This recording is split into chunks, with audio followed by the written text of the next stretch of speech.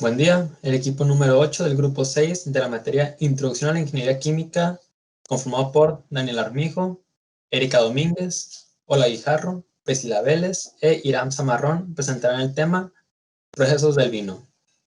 Siguiente diapositiva, por favor. Antes de hablar del vino, hay que saber qué es. El vino, tal como se conoce hoy en día, es una bebida alcohólica procedente de la fermentación de zumo de uva, la cual se produce gracias a la acción de las levaduras presentes en los ollejos de las uvas. Siguiente diapositiva, por favor. Existen indicios de la elaboración de bebidas a partir de uvas. Esto era en forma de zumos o jugo de uva con añadidos de azúcares. Ya se realizaban en torno al año 6000 y 5000 a.C., pero no es hasta la Edad de Bronce, en el 3000 a.C., cuando se estima que se produjo el verdadero nacimiento del vino, ya que antes se había logrado, pero de forma accidental. Siguiente diapositiva, por favor. Aquí hago pausa para mencionar un dato arqueológico, que es que los primeros cosechas de uvas para vino se encuentran cerca del río Tigris e Éufrates, el cual están arriba y abajo respectivamente. Siguiente diapositiva, por favor. Es en la orilla de estos ríos donde donde el Sumer llega a Egipto. Es en este lugar donde se empieza a hacer un sistema para fermentación de uvas, logrando así el vino. Eso se convierte en una actividad bastante importante para los egipcios. Es en este lugar también donde se puede comercializar la planta y celebrar su expansión para el resto de Asia. A un lado tenemos una imagen bastante común para los egipcios, que era recolectar uva, machacarla y guardar su jugo en barricadas de barro, las cuales se encuentran en la parte del fondo. Siguiente diapositiva, por favor. La elaboración del vino se introduce a Italia en el 200 a.C. Era un símbolo de riqueza, poder y lujo. El vino blanco se servía en copas de cristal en las casas de los nobles, mientras que el vino tinto se servía en las tabernas populares. Era considerado del mal gusto e incluso vulgar. Durante la Edad Media, las tierras pasaron a ser propiedad de los reyes y reinas, dejando así menos cantidad de tierra para poder cultivar uva, y con esto también bajó el consumo del vino. Siguiente diapositiva, por favor. Mientras el Renacimiento avanzaba y acababa con el oscurantismo medieval en todos los sentidos, en este periodo los vinos de Borgoña, Burdeos y Champagne, en Francia, adquieren parte de su posterior fama mundial. Gracias en gran medida a los comerciantes del norte de Europa, que comienzan a utilizar las botellas de vidrio para conservar el vino, y se inventa el tapón de corcho. Para este momento, los conquistadores españoles ya han llevado el vino a el Nuevo Mundo, así que logra su expansión por todo el mundo. Lo dejamos con las estadísticas.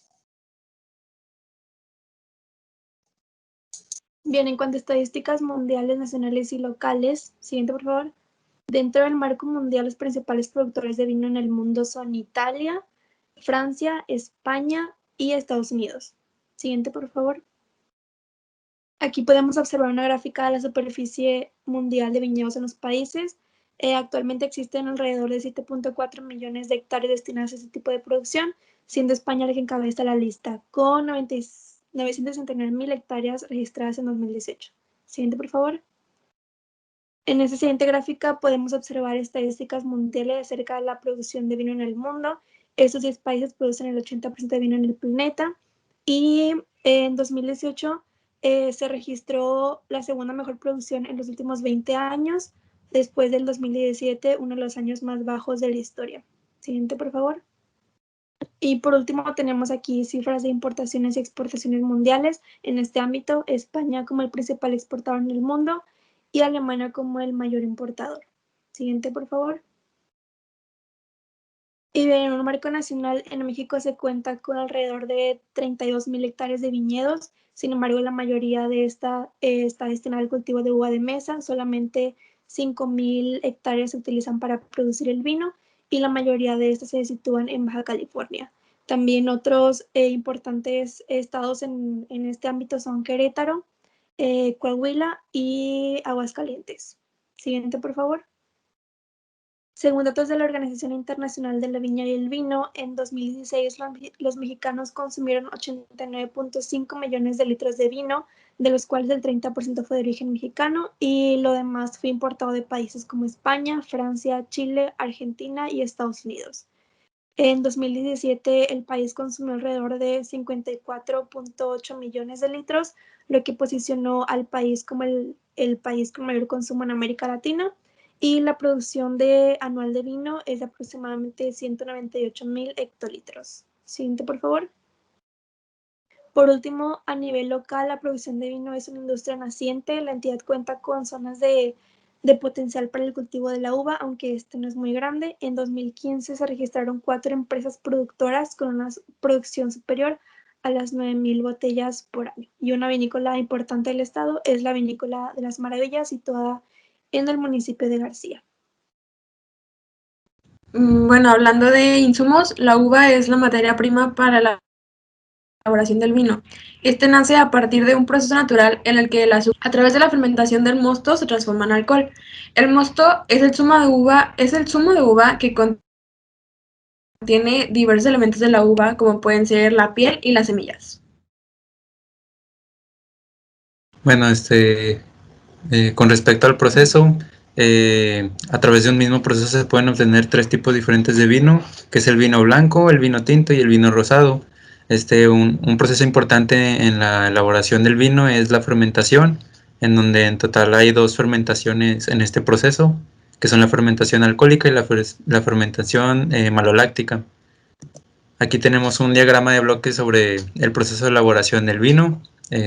Aquí puse con diferentes colores el tipo de vino que sale después de este proceso. Primeramente se introduce la materia prima, que es la uva, a la zona de despalillado, en donde se extraen las raíces de la uva. Después de esto pasa a una zona de molienda, en donde la uva se muele y deja una solución con los ollejos y las semillas de la uva.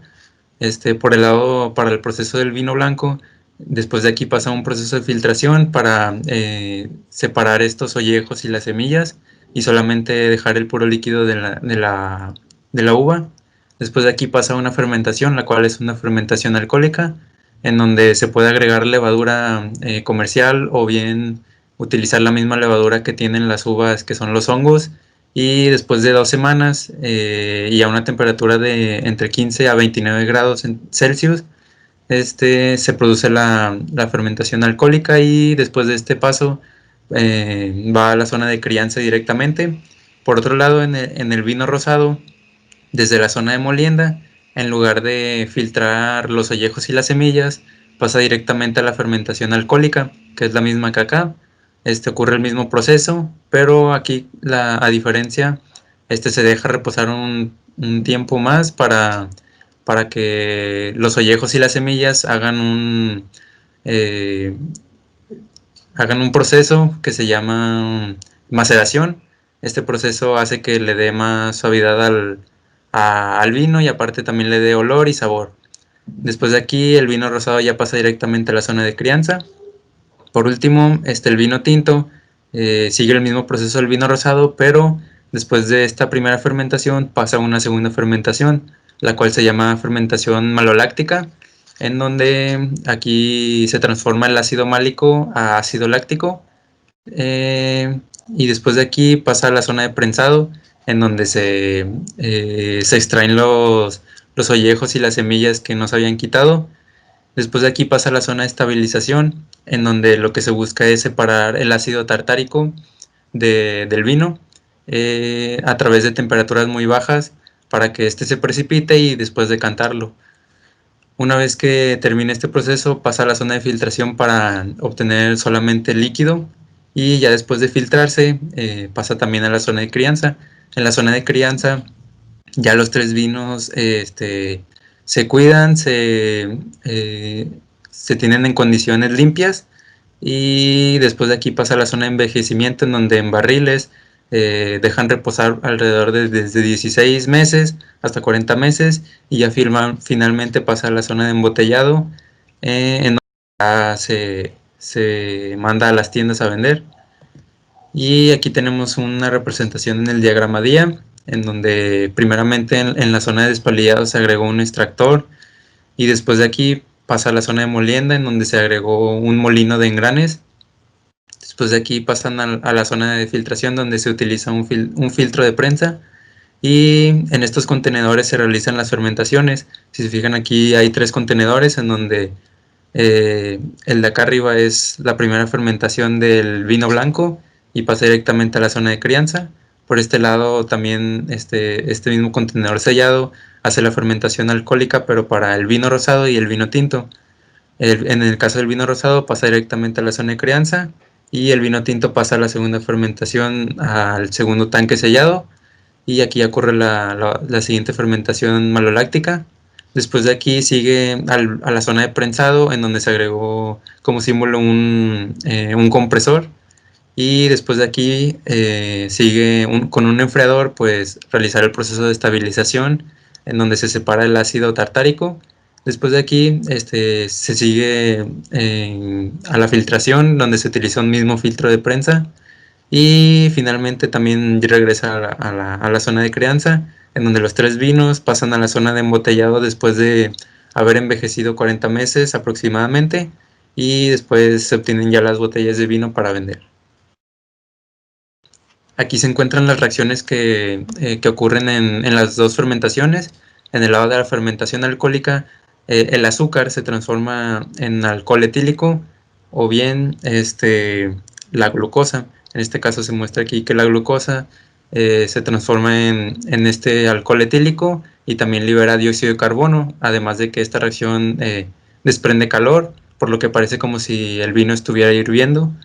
Y del lado de la fermentación maloláctica se tiene de este lado el ácido málico, y se transforma en ácido láctico y también libera dióxido de carbono. Cabe destacar que estas dos reacciones ocurren gracias a las levaduras por un periodo de 2 semanas.